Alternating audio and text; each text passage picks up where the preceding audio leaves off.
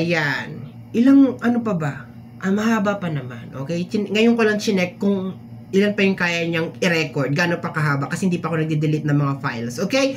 So, hello my dear. Hello my dear Pisces. Second half of December, mga my dear Pisces. Second half of December. This is from December 16, mga my dear Pisces, hanggang sa katapusan. And of course, this is a general reading. Munting paalala lamang, mga my dear Pisces, na ang gagawin natin ngayon ay general reading. So, hindi po ito 100% na magre-resonate para sa ating lahat. So, please, my dear, lower your expectation pagdating po sa mga general reading. And baka meron sa inyong nag-message sa akin and natabunan na siya, my dear. Nagtatanong kung merong 2025 reading or nagto-2025 reading ako. The answer is yes. Sino may kasalanan? Ako. Hindi ko in-announce. Okay? Late ko na siyang in-announce. Ngayon ko na siya in-announce. And starting nung December 7, my dear, naka-promo na siya na 1,000 pesos na lang siya for 2025 reading, no? So, at least nasagot ko na dito. Kung di ko man nasagot sa PM, pasensya na po. At least nasagot ko dito. Okay? Singit ko lang, mga my dear. No? Kung hindi ka naman nag-PM sa akin, hindi ka nag-PM sa akin. Okay? So, let's go, my dear Pisces. Ayan. Sa mga magtatanong pa ulit, kung paano sa YouTube, nasa description box, may link doon, dadaling ka sa Facebook. Kung sa Facebook mo naman ito napanood, my dear, click mo lang yung message, dadaling ka niya sa message talaga ng Facebook page or sa WhatsApp. Diretso ka sa WhatsApp. Okay. So, let's go na tayo, my dear Pisces. Tatlong oracle card muna tayo for you, my dear Pisces. Let me see what is going on. Sabi mo dito, I don't react when people mention you. Dead ma. Okay? Balik ka dyan sa'yo, my dear, kasi naka-front camera ako ngayon. Okay?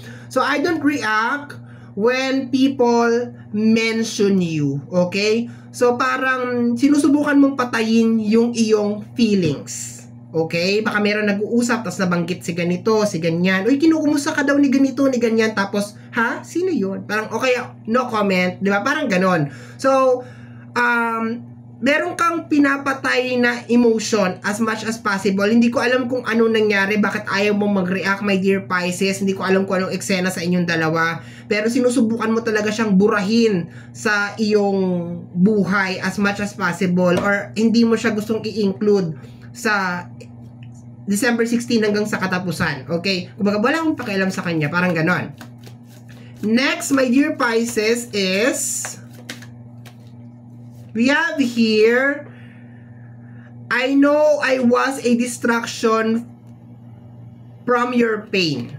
Okay? I know I was a distraction from your pain. Okay, so parang nararamdaman mo siguro, my dear, kasi na parang panggulo siya sa'yo. No. Nararamdaman mo kasi, my dear, na parang tinuturing ka niya as a distraction or panggulo, my dear, sa kung ano yung mga bagay na imbis na makatulong ka sa kanya, parang ang lumalabas, my dear, or parang nararamdaman mo, my dear Pisces, na parang nakakasama pa na nandiyan ka. Kaya as much as possible, parang dinidistansya mo, my dear, yung sarili mo sa kanya. Kasi una, masakit, my dear, na ikaw yung nag-e-effort, ikaw yung tumutulong, tapos sa bandang huli, ikaw pa yung lumalabas na masama, or ikaw pa yung parang nagpapalala nung sitwasyon na kung ano man yung pinagdadaanan niya. No, parang may ganun na eksena. Kasi sabi mo dito, I know I was a distraction from your pain. So, posible naman, my dear, na hindi niya sinasabi sa'yo, pero nararamdaman mo, of course, hindi ka naman manhid, di ba? So, yun ang nakukuha ko dyan, my dear. So, parang sinasabi mo, binibigyan ko siya ng time para sa sarili niya, bahala na muna siya sa buhay niya, ganon. Okay. I bury myself in work to forget you. Okay, so masyado kang focus, my dear, sa pagtatrabaho or sa kung ano man yung goal mo, focus ka sa sarili mong buhay, ganon. Ang reason nun, my dear, is para nga makalimutan mo itong kung sino man ito. Okay? I bury myself in work to forget you. And I left when I saw you with someone else. Hindi naman to literal, my dear Pisces, na parang, di ba, meron siyang iba or ano. Parang ang nakukuha ko, my dear, is parang mas masaya siya sa, parang may selos factor. Ganun na nakukuha ko. Parang mas masaya siya sa feeling ng iba, tapos pagkasama kanya, parang puro problema yung ibinibigay niya sa'yo, ganun. Tapos, parang nababurn out ka na rin, my dear, ng kare-resolve or ka-advise sa kanya kung ano yung gagawin. And at the same time, parang nakikita mo rin siguro, my dear, na parang hindi naman din niya na-appreciate kung ano yung mga bagay na sinasabi mo or ginagawa mo para sa kanya. So, therefore, parang bahala ka sa buhay mo. Parang ganun na nakukuha ko. Okay, so kunin na natin, my dear, ang iyong 9 cards, my dear Pisces. Second half of December, my dear. Second half of December. Ayan. Oy, follow nyo naman ako sa page. Ay, umawit. Konti yung followers sa page. Ang dami-dami natin sa YouTube, pero sa page, ang liit-liit natin. Diba? Para ma-monetize ako sa page. Yun ang pinaka-purpose. Pero kung ayaw nyo naman, okay lang. Diba? So, let's go na tayo, my dear Pisces. Ayan, medyo sinisingit-singit ko lang. Malay mo, makalusot. Malay mo, may maawa sa akin. Mag-subscribe din doon sa kabila. Okay, we have here the Page of Wands. Okay, sa energy ng Page of Wands, parang meron kang inuumpisahan, my dear. And definitely, baka hindi siya kasama dito. Okay? Baka ayaw may paalam sa kanya o hindi siya kasali sa plano. Yun ang nakukuha ko, my dear. Pero parang meron ka ditong inuumpisahan. To the point na sinasabi dito, my dear, na I bury myself in work. Or parang sinasabi, my dear, na pasyado kang focus sa kung ano may yung bagay na may kinalaman, my dear, sa sarili mo. Maganda tong energy na to. Okay? Kasi mas pinili mo, my dear, na hindi magmukmok, diba? Mas inugali mong mas pinili mo pukpok ng magpukpok kaysa magmukmok ng magmukmok. May kanta na gano'n sa pangarap ay suntok ng suntok. Di ba? Parang gano'n na nakukuha ko, my dear, na kahit gano'n yung nangyari, parang mas pinili mo, my dear, na yung negative energy na yun ay i-convert mo para mag-start ng something, no? Na parang mag-focus naman siguro sa sarili mo, parang gano'n. Kasi parang nasasayang yung energy mo Yun ang nakukuha ko, my dear. Parang nasasayang yung energy mo or nasayang yung energy mo sa kanya. Ganon. Kaya parang bumabawi ka ngayon. I know I was a distraction from your pain. Ang hindi ko maintindihan, my dear, bakit ini-entertain ka niya, distraction ka pala sa pain niya. Diba? Parang hindi ko magets na bakit parang ini-entertain ka niya or bakit ganon yung nangyayari sa inyo. Samantalang distraction ka pala sa kanya. Parang ganon. Yung hindi ko maintindihan. Kasi, dito, my dear, ikaw na yung lumalayo Ikaw na yung lumayo. So, posible nandyan pa rin siya. Pero nararamdaman mo kasi na parang may something. Parang may mali. Okay? Let's go, my dear Pisces. Next card is the Two of Wands. Makakagawa ka ng desisyon, my dear. Kung noon parang hindi ka makagawa ng desisyon sa energy ng Two of Wands, this time, makakagawa ka na ng desisyon. Marami sa inyo, my dear, ang magsasabi na parang hindi na to nagwo-work or hindi na to okay or hindi na ako masaya sa ganito. Parang ganon. Hindi ka na masaya na parang ginagawa kang pahinog na prutas, pinapahinog na mangga o pinapahinog na saging na kung kailan lang sisilipin. Pero ganon nakukuha ko, my dear. Parang kang seasonal. Kung kailan ka lang kailangan, doon ka lang nag-i-exist. Yun ang nakukuha ko, my dear. So, pangit man pakinggan, parang panakip-butas ang nangyayari sa'yo. No, yun ang nakukuha ko, my dear. Okay. Parang mahalaga ka lang kasi may pakinabang ka. Parang, ang pangit man pakinggan, my dear Pisces, pero parang mahalaga ka lang dahil may pakinabang ka. Kasi, sa totoo lang, parang hindi ka naman niya talaga na-appreciate. Yung mga bagay na ginagawa mo, parang hindi naman niya talaga na-appreciate. So, I'm so happy for you kasi finally nakapag-decide ka na or finally natauhan ka na, my dear Pisces, na okay, hindi na to magwo-work, okay, hindi na ako masaya dito, okay, parang ganon. Next,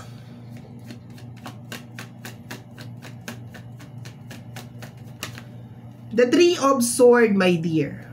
Hindi magiging madali sa'yo to, my dear, pero siguro marirealize mo na mas mahirap kung ipagsisiksikan mo pa yung sarili mo sa tao na hindi ka naman talaga gusto. Yun ang nakukuha ko, my dear. Parang mas masakit na sa susunod na taon ganito pa rin yung setup nyo, sa susunod na taon ganito pa rin kayo. So, hindi to magiging madali sa iyo, my dear. Hindi magiging madali sa iyo na parang tanggalin siya sa buhay mo or mag-start ng something na hindi siya kasama. Kasi, baka lagi siyang kasama sa mga hopes, sa mga plans, sa mga dreams mo. Pero this time, parang, okay, kakayanin mo na lang mag-isa. You have here the Three of Swords. Hindi to magiging madali sa iyo, my dear Pisces. You have here the energy of the Chariot. Pero tuloy pa rin. The Warrior card, the Chariot. Okay? Ilalaban mo to, my dear. I think masyadong highlighted, my dear, sa second half of December, yung mga bagay na nagiging dahilan kung bakit ka nai-stuck. Yung mga dahilan na parang bumababa yung value mo bilang isang tao. Yun ang nakukuha ko. Kasi, minsan, mahal natin yung isang tao, pero, hindi naman nasusuklian. 'Di ba? Ang sakit nung ganun. Yung parang, mahal mo siya, pero hindi naman nasusuklian, or, nararamdaman mo lang yung love niya pag may kailangan siya. Parang ganun ang nakukuha ko, my dear. And, sabi mo nga dito, I don't react when people mention you. So, parang, siguro hinahanap ka, kinukumusta ka, ano nangyayari. Kasi, ang nakukuha ko dito, dinidistansya mo yung sarili mo sa kanya, my dear. Yun ang nakukuha ko. Dahan-dahan ka na naglilihim sa kanya. Kasi pakiramdam ko, baka ganun din siya sa'yo. Naglilihim din siya sa'yo. I know I was a distraction from your pain. Actually, my dear, marami kang nagawa para sa kanya. Yun ang nakukuha ko. Pero parang hindi niya lang siguro na-appreciate. Kasi, siguro ang expectation niya, ma-resolve mo lahat yung problema niya. Or parang solusyonan mo talaga lahat ng problema niya. Kaya yung mga small things na ginagawa mo para sa kanya, parang hindi talaga siya nagmamatter. I bury myself in work. Yun nga, you are working, you are focusing on your goal, which is maganda naman yun. Pero, ang bad side lang talaga is, meron pinanghuhugutan, meron pinanggagalingan. And I left when I saw you with someone else. I think this is more on selos. Baka meron mga eksena ng selos. Nakikita mo mas masaya sa iba, mas pinapakinggan niya yung iba, mas, alam mo yung iba yung energy pagkasama mo siya, iba yung energy pagkasama niya yung mga friends niya. Parang ganun na nakukuha ko, my dear. Mas pinapriority niya kasama yung mga friends niya kaysa sa'yo, ganun. Or, naalala ka lang niya pag during problem or difficult time, mga ganun. Okay.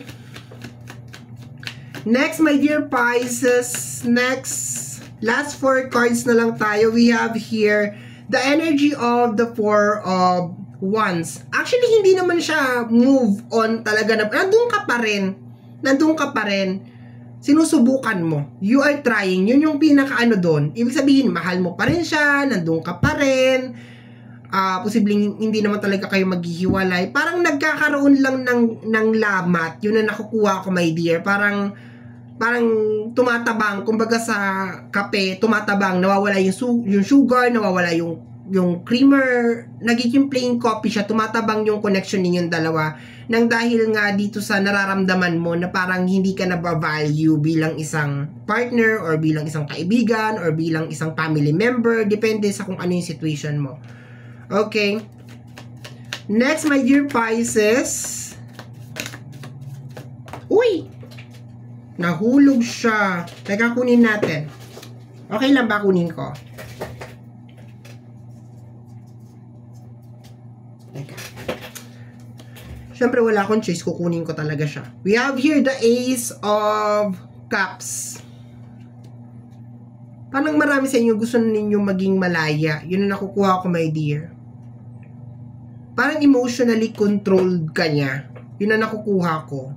Parang may ugali siya na parang lagi siyang nangungonsensya na kaya siguro ginagawa mo lahat para sa kanya kasi parang nakokonsensya ka sa kanya. Hindi ko alam kung anong ginagawa nitong tao na to, pero parang pakiramdam ko parang ganon. May ganon siya na ugali.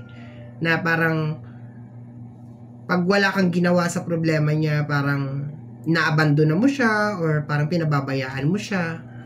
Pero marami sa inyo, my dear, finally parang makakapag-decide kayo na ayaw na ninyo. Pero baka din yung iba sa inyo, hindi ninyo alam kung paano ninyo sasabihin. Baka yung iba sa inyo makagawa na ng desisyon na ayaw na talaga ninyo. Pero yung iba, nararamdaman ko na parang hindi ninyo alam kung paano ninyo sasabihin, na parang ayaw na ninyo, na pagod na ako, parang hindi na to nagwo-work, yun na nakukuha ko. Next, my dear Pisces, is the Knight of Swords. And ang partner nito is the Three of Swords. Ayan, the Knight of Swords and the Three of Swords. Talagang nasaktan ka talaga, my dear. Nasaktan ka talaga ng bonggang-bongga. And once again, my dear, posible itong nangyari na, or posibleng mangyayari pa lang. Okay? Kasi, dalawang energy ang nakukuha ko, my dear. Dalawang energy. Kung hindi pa ito nangyayari sa'yo, gamitin mo to as a guide, as a gabay, kasi posibleng mangyayari pa lang ito. Okay?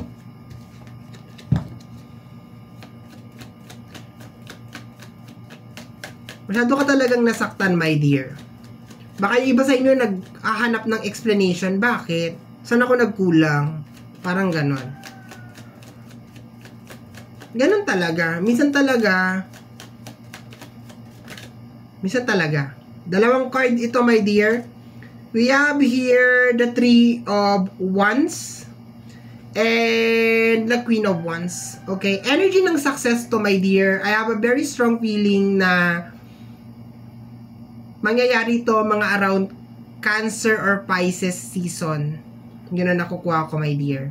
Okay, baka next year ito, mga around March, mga ganyan na nakukuha ko, na may sure success.